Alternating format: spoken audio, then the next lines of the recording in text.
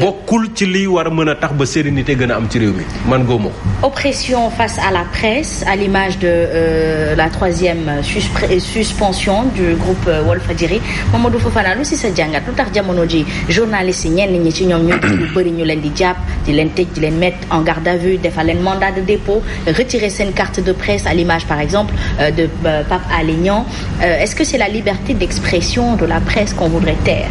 Oui, je me permets d'abord de marquer toute notre solidarité à l'endroit de Serigne Saliou Gueye d'abord yi nga xam ne chroniqueur la ci kër gi nekk tamit un doyen de cette profession ñu leen di wax ne ñi ngi leen di témoigner suñu soutien ñi ngi ànd ak ñoom ci lii nga xam ne ñi ngi ci nekk et tamit ki nga xam ne moom mooy oustaz Assane Seck mi nga xam ne moom it boobu ba léegi ni nga ko téye te nekk wayjur nekk koo xam ne véritablement le matin daf ñu doon gunge lool ci li nga xam ne moom moo jëm ci li nga xam ne moom mooy wàllum l'islam diine la mu santaane taxawaay parce que nekkul ñëpp xaj na ñoom ñoo yegg ci benn niveau boo xam ne comprendre nañ tey li nga xam ne moom la suñu borom di digle loolu la yonent bi sallallahu alayhi wa sallam tamit digle noonee tamit lan la alxuraan digle ci lu bëree bëri donc wax dëgg yàlla foofu ñu nekk nag ak ñeneen Pape Ndiaye ma nga fa Mati Sarr Niang moom it ma nga fa ak ñeneen ñëpp ñi nga xam ne ñu ngi bokk ak ñoom tey métier mi ca nekk fa wax dëgg yàlla ñu ngi ànd ak ñoom di leen témoigner suñu soutien di leen wax ne que ñu ngi ànd ak ñoom bu baax a baax ci épreuve bu metti bi nga xam ne mi ngi ci mais teew tamit ñu war a tamit taxaw pour ñu nit gën a dénoncer yenn yi nga xam ne man jàpp naa ne warul woon sax mën a am liberté d'expression moom mooy mën naa wax cëslaayu démocratie parce que finalement yëf yi la muy mujj moom mooy c'est comme si on a une volonté de vouloir museler la presse couper signal Walf pour lan et li ma ci jaaxal quand ça émane de la tutelle aussi ça pose problème ana ñi nga xamante ne nii ñoom ñoo nekk fii des organes de régulation ñoom kay léegi kay mën nañ jàpp ne moom si lu jëm ci suñu secteur la fa nekk lépp nañ leen ko tas Coredo ministre bi rek CNRAO waa CEDEPS ak waa nañu coordination des associations de presse ak non non mais waxin la je veux dire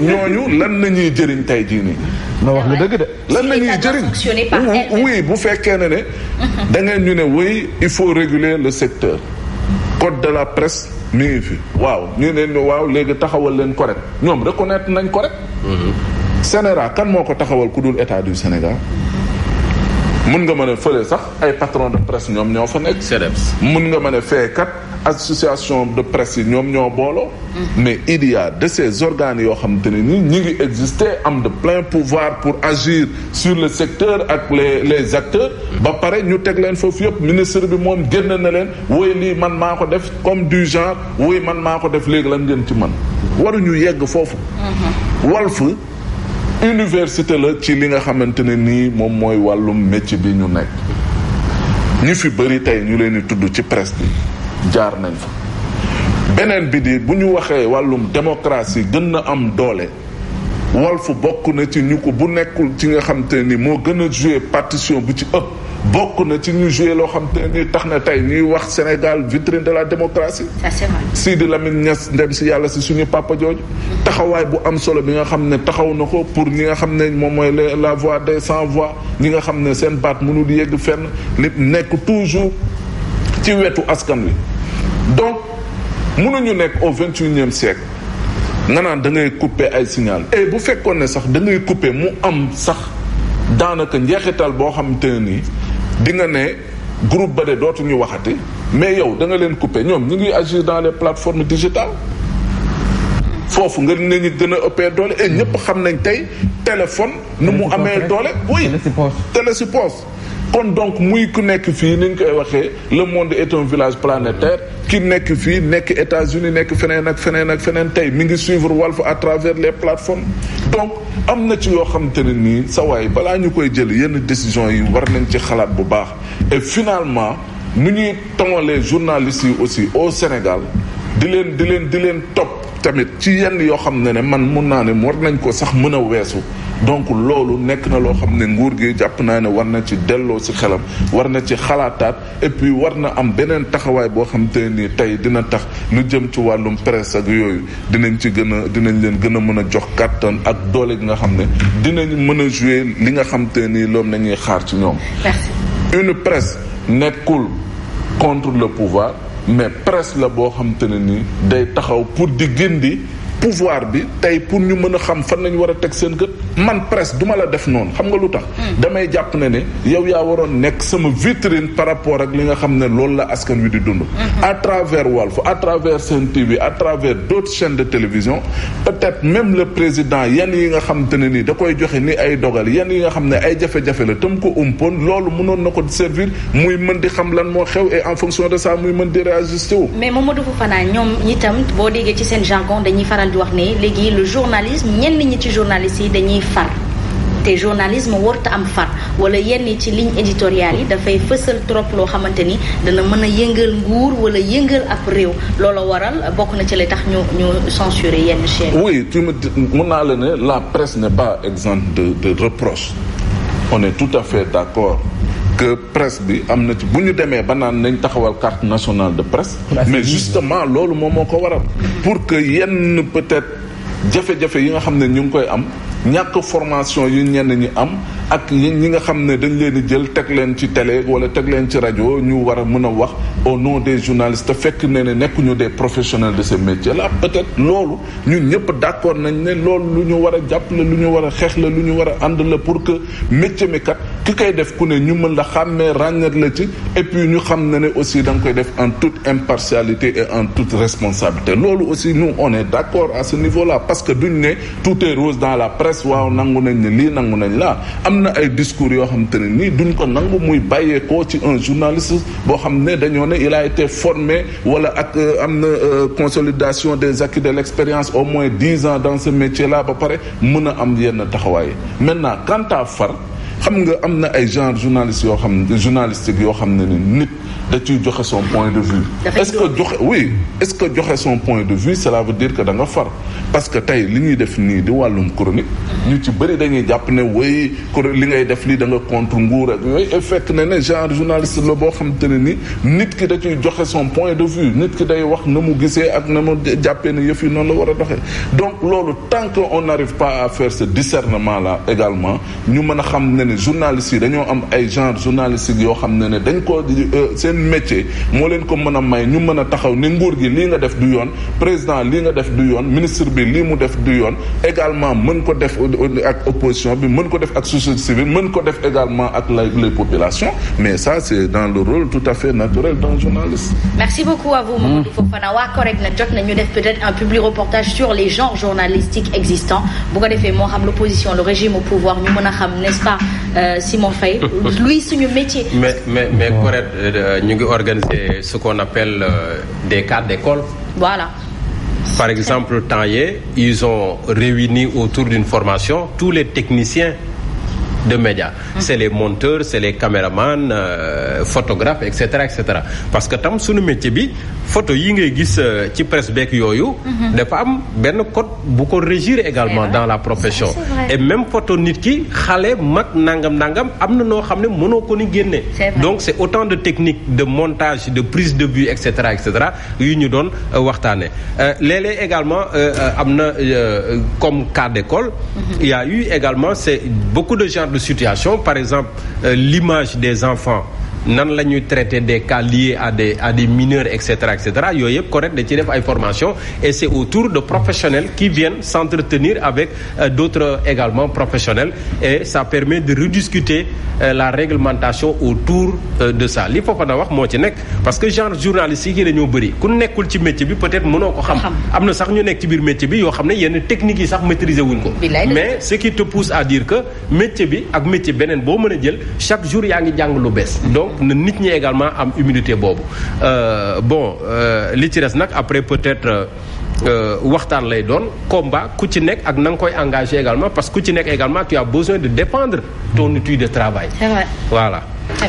nga sunu métier mi dafa neef de. dafa neef.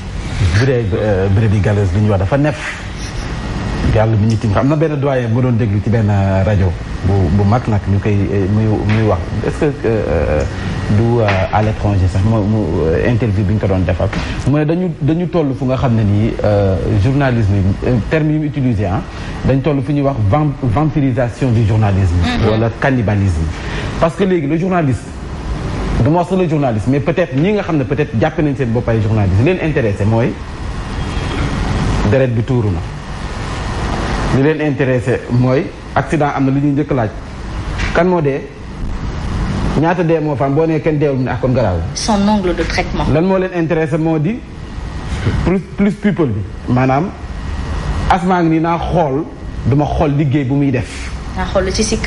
mais damay xool sikkam. ba teg ko ci table ji. xam nga lan moo leen gën a la waroon gën a intéressé journalisme mooy ki nga xam ne modèle la. exemple ñoom itam ci métier bi lañu loolu ñu wane leen ñu nekk ay modèle nekk ay exemple loolu waroon naa doon li gën a intéressé journaliste bi di nga dem ba concours général ki nga xam ne moom moo génn pay benn ñaar ñooy def benn portrait pare nañ ci. c'est vrai mais tey jii nga gis koo xam ne saagakat la ñoom ñooy occupé plateau yi saagakat yi ñi nga xam ne ñoom gën a mën a wax gros mots ñooy occupé plateau yi ñoom ñooy gën a jar ñoo mën a jaay émission. malheureusement loolu nag mooy la demande. xam nga l'offre dafa am ak la demande. la demande askan wi li ñu bëgg mooy loolu. mooy lu leen di reetaan loolu le divertissement. lu leen di peut-être mën naa am lu leen di divertir mais loo xam ne uwa la. très bien uwa la mooy tax askan wi toog di seetaan mais quand tey jii bu ñu nekkoon ci plateau bu nga xam ne nii xoolal c'est carré nii ñëw toog nii waxtaan def kii ma def journal kii ñëw wax wu ñu wax point kenn du ñu seetaan débat bi quand c'est sérieux. benn cible bu ndaw la intéressé. mais tey benn membre day toog fii wax bi dafa am intéressé. ñëpp a koy TikTok nga fën bi am ci plateau bi moo tax ñu nekk matinal bi jiitu. c'est vrai. mais bu ñu nekkoon nii rek. sérieux calibré si moo ne nii yow journalisme nii imposé wul nii nga war a doxee ci plateau ba ñoo respecté toog nii rek lire sama journal dem toog. mais il y a ce qu'on appelle la tenue d'antenne aussi. tenue d'antenne certes mais da ngay bàyyi xel li askan wi bëgg. ça c'est boo bëggee jaay. c'est vrai en marketing da ngay xool la demande. lan la nga mën a sa offre nga mën ko andi ci loolu malheureusement askan wi soxla loolu. non mais je suis persuadée que la population sénégalaise est beaucoup plus cultivée beaucoup plus élégante que ça parce que ay wax yu ñaaw ay tuumal ay. mais malheureusement loolu la ñuy dund. loolu la ñuy consommer ñun. c'est que li ñu war a sóoraale mooy également l'intrusion des réseaux sociaux. c'est ça parce que réseaux sociaux yi seen bopp ay journalistes la presse traditionnelle radio télé presse écrite yooyu yëpp mi ngi fi. Et les gens font de leur maximum pour respecter les règles de cette profession. C'est pas pour rien qu'on parle d'éthique et de déontologie. Mais les réseaux sociaux avec les nouveaux médias dafa am beneen habitude boo xam ne dañ ko dugal ci biir askan wi. boo xam ne bu ko presse bi jëlul en compte également. Peut-être que dina xaw a biaisé tuuti mais la presse reste toujours elle-même. Okay. Cette presse qui était là lors de la première alternance en 2000. c'est elle qui est toujours là. C'est vrai. Ce sont les mêmes acteurs. Et régime bu ne nag gësam presse bi régime bu ne. ñëw ak na ngay def ak presse bi. Très bien. Ablaye Wade demoon na fi ba mu ne presse bi moom mooy opposant. Très bien. Donc presse boobu moo fi nekk et la presse est toujours debout man li may wax rek mooy régime bu ne ak na ngay def. régime bu ne ak la ngay jéem. Mais cette presse restera toujours debout parce qu'elle n'a pas le droit de tomber bu pilier république bi yëpp tombé yàlla nañ buñ fa yegg mais cette presse là elle sera toujours la presse. En tout cas nous on fait très gën a professionnel, n'est-ce pas? Voilà. Et puis Sénégal li fi gën a neex mooy Mame Mbaye tout le monde est expert dans le métier de tout le monde. Des fois da ngay invité nit il faut des questions contradictoires pour que la personne puisse se défendre et sortir justement li xam-xamam mais ñi mu àndal dañuy naan da nga ko contre. C'est hallucinant mon pays mais machallah c'est un beau pays ça reste un beau pays. Soutien rek max à Walfadjri groupe Walfadjri. Un soutien oui suñuy xam nga même famille la. parce que nag Walf léegi école la defe naa moom élément am nekk na ci télé yeex rajo yëpp Walf élément am nekk na ci télé yeex rajo. ku doon wax sànq wax université. c'est foofu la oui. université la école la. oui Walfadjri. donc patrimoine la voilà li ngeen di dund ñun waa D-Média dund nañu ko ñun coupé nañu fa suñu signal. ñëw nañ inventaire ñu. waaw gaa ñi fekk ñu ci réseaux sociaux yi. di ñu suivre comme pas possible. comme ni ko fa waxee foofu mënoo ko contrôler. donc ñu leen di massaw di sàkku ci nguur gi également mu xaw a dellu ginnaaw tuuti ci loxo bi diis na nag. ngay jaar parfois si waa Corée wala xeet googu waxaax ñoom ba pare. bu mu xaw a dellu na dellu. waaw waxaax waa Corée ba pare waa Corée waxaax ña nga xam ne peut-être ñoom ñoo def ñu doog a mën a bu fekkee sanctionné laaj na ñu doog a sanctionné mais fi ñu ñëw rek dóor yet. kenn defatu ko. En tout cas laajul loolu. dañu toll ci. on veut tous la paix par la paix et pour la paix. n'est-ce pas tonton Kayre. oui sam benn tonton la bu nekk ci diaspora bi moom fi sax ci Korité gi dafa maa envoyé message léegi nee na félicité ma Asma. merci félicité ma waa matinal bi. gis nañ ni ngeen di doxalee. merci voilà ñu ngi ma ngeen ay kàddu yu dëggu. donc continuer leen noonu tonton Kayre merci. jot na Asma jot na message waa matinal jot na message bi. ñu dugg tigi ñu koy nuyu bu baax. mooy sama dédicace yi nga xam ne damay fayeeku. jibi si répondé. waa léegi balaa ngaa fayeeku Asma am na ku ma yóbbante message sànq ne nañ la bàyyi tranquille. merci beaucoup voilà surtout sànq bi ñuy wax waxi wolof beeg yooyu ne nañ la bàyyi. merci beaucoup voilà donc ñi ci des c'est vrai que c'est des messages d'encouragement. merci par rapport ak ñun li ñuy def ñun ñëpp c'est tout le monde. et kuy cité ku ne xam ne gars yi miin nañu. tur yi ak kanam yi nekk ci plateau bi. te li ma leen di faral di wax rek. saa yi ñu jàppee ne tam ñun juum nañu. nañu am honnêteté tam wax ñu ko. c'est vrai parce que ñun suñu métier tamit. c'est vrai que le commentaire est libre mais ce qu'on nous demande toujours c'est d'être honnête dans ce que l'on dit. boo honnête rek après li ci des moom garaawul yàlla mën na laa suturaal. am naa ñu ma ngémb waaye kontaan naa. waaw bëri may souhaiter également anniversaire de mariage sama imam mu dëkk Pape Abdoulaye Ndiaye. sama cousin la. imam bi. vous voyez le Sénégal. woo naa ko sànq. jabar ji nag weer naa ko parce que jabar ji moo mu ne ma waxal ma Asma ne sama anniversaire u mariage teel la alors que imam fàtte woon na ko. donc Aïda na ma envoyé photo bi. ça c'est ma tasse. Aïda ak imam mais imam nag ñaari galon la am. donc nee naa ko nag daba na xaar mais tey Aïda moo xewle. ndeysaan xoolal. imam Ndiaye. góor ba lay doon góor gi su xam ñaari galon waaw. samay dëkkandoo bon. góor nga ne balaa baax dëgg am ñaari jabar. waaw ñun moom maa foofu moom. Ansoumana Dione les gens vous regardent parce que vous êtes sérieux. merci beaucoup votre sérieux donc ñu koy nuyu moom tamit. sama mbokkum Tëngéej bi. oui ma yeggale.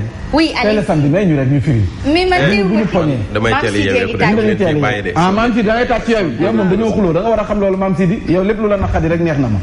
Habib Niang ñu koy nuyu bu baax Ngoné Ndoye présidente d'honneur ambassadrice bu jigéen ñi collectivité Lébu ñu koy nuyu bu baax soxna su baax nag nekkoon na fi ministre waa Ngoné Ndoye ñu koy nuyu bu baax dañuy suivre fajar gu jot Lala Coulibaly depuis Bordeaux ak sama bàjjen Hélène Ndiaye zone B ballon Boubacar Cissé Fall Kounoun Ngalam la dëkk daf ñuy suivre ak boole ci ay commentaires yu metti nag Ramatoulaye Sey Bargny Kip démb daje nañ muy def témoignage bu am solo ci matinal bi Cheikh Ndiaye mooy Gazelle moo may wat oui maam naatu moom Cheikh Ndiaye dalay wat di la jox ataaya fataaya ñëw mu jënd nee naa koy liggéey bi doo ci am dara maam naatu moo la jox ataaya yu am solo sa marché central bu doolil ma ci lees Ndiaye coopération allemande après nga fay ak Madani si non dama lay fay nuyuwaale tam Augustin Tine sama maire le maire de Fandène ak i mbokkam yëpp ak xale yi def première communion ci week-end bi yëpp à Thiès donc ñu leen di féliciter également ak jaaykatu xar yi man maa ngi leen di après nga fay waaw jaaykatu xar yi dama ubbi kañat léegi yéen ñëpp après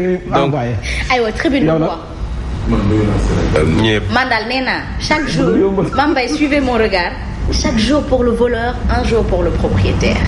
jërëjëf Mbadou yóbbante. chaque jour pour le voleur, un jour pour le propriétaire. nekkate amoon na borom. nuyul ma sàcc ba pare ñëw ci borom nga ñuy teg ca wet ga. nuyul ma Bougane Gueye Dany. fajar laa ko envoyé message ba léegi tontu gu ma talagu ma. talaguñu day tibb tànk. aywa Bougane Gueye Dany. ayca yéen a kaay groupe des médias tey kan moo yëg ci tribune bi. waroon na dem Tivaouane démb. démb je crois waaw. ak kii Tivaouane Ndiassane. Tivaouane Ndiassane la ñu annoncé woon. tey nag waroon naa xool fan la dem. comme moom dàllam boo ko simmee sax teg mu wër Sénégal. mais il est en train de